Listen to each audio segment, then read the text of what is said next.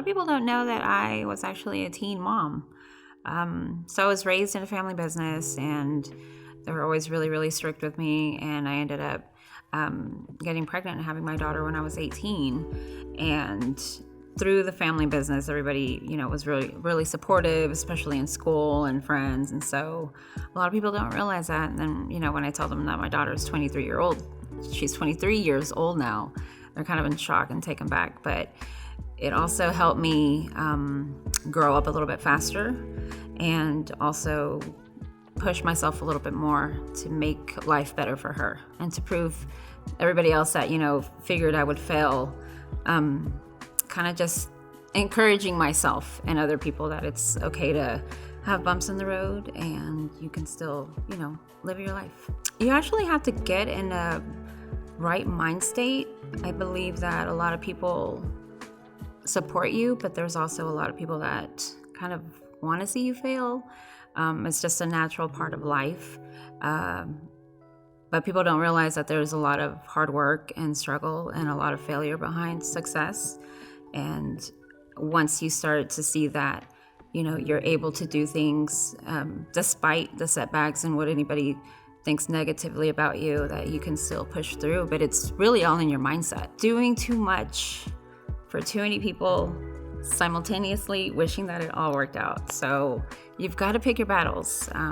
You have to make sure that what you're doing is something that you're passionate about, something that's bringing you happiness, that's putting out something that you want to share with your community and your people.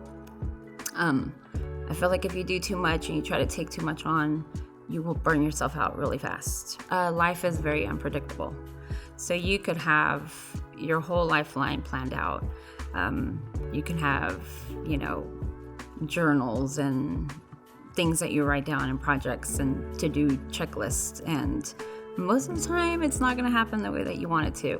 But you've got to be flexible. And something that I learned when I was the executive director at Art of Magic was, blessed are the flexible, for they shall never break.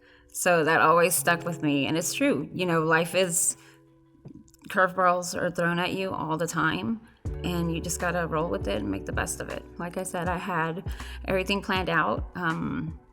There was a lot of things that I learned along the way on how to do projects that brought me joy, and start art classes. And, thanks to COVID, it did actually help me a lot. And it helped a lot of people kind of really take in and see what was truly important to them. I lost a lot. I was 6 months pregnant. I lost my baby.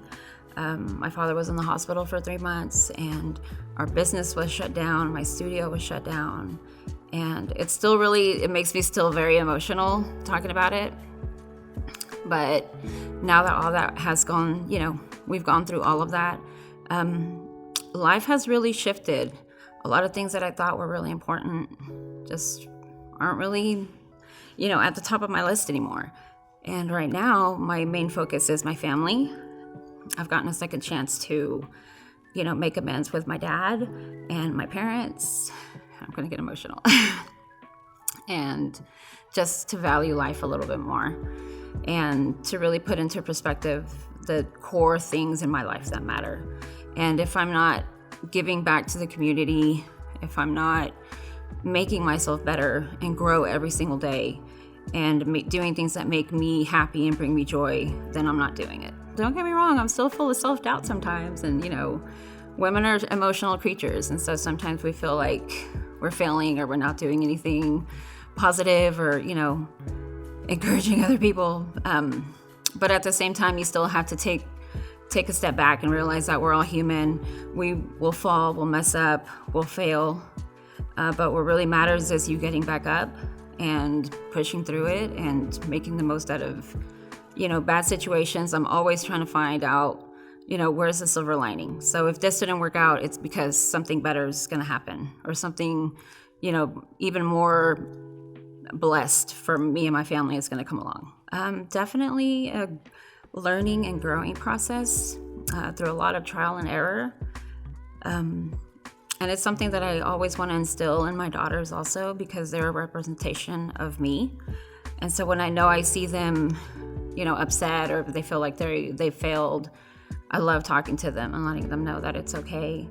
And as long as you have your mindset that, you're going to keep at it, you're going to keep getting better, then, that's all I can really give myself and to them as well. You're always going to run into people that either don't believe in what you're doing or don't like what you're doing. And it's like what I say in the art world, you can walk into a gallery and see, landscapes or portraits or modern or, all sorts of art. And you're not going to like everything, and that's totally fine.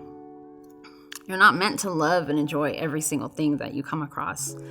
But at the same time, the right people and the right audience, the right friends and businesses will always venture to you and will always seek you out. And I've always learned to trust my gut. That's a big, big thing.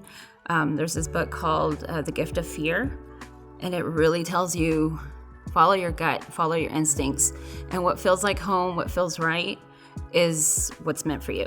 I got married really young. I also had my daughter as a teen, and I kind of threw myself into my first marriage and devoted my entire life to, 5 or 6 years to being a wife, not really finding out who I was personally because I was in my early 20s.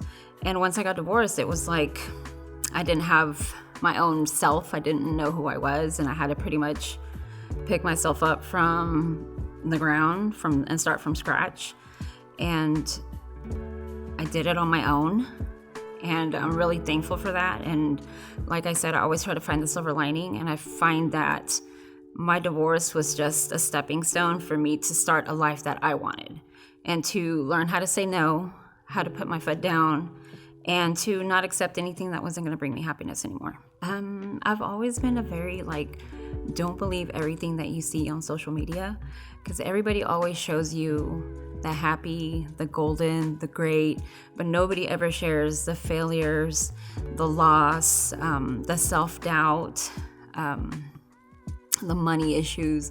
Nobody ever really shares that. And I've always been very open and very candid and very, real when it comes to sharing with everybody that I have on my social media and with my friends and family. I'm still learning every single day. I learn something new. And, never feel like you're above or you're better than anybody else, because at any moment someone comes in and pushes you to the side, and then what are you going to do? So just always keep an open mind that there's always room for growth. I think another thing too is I've learned to really, really embrace my culture. And within maybe the last 10, 15 years, I've really embraced every single part of my Mexican culture. And it's something that I love sharing with everybody. And even if you want to just know a little bit of, tidbits, it's always going to be in my work.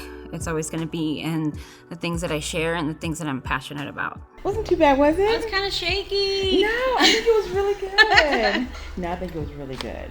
No, you did great. Yeah. It was really awesome.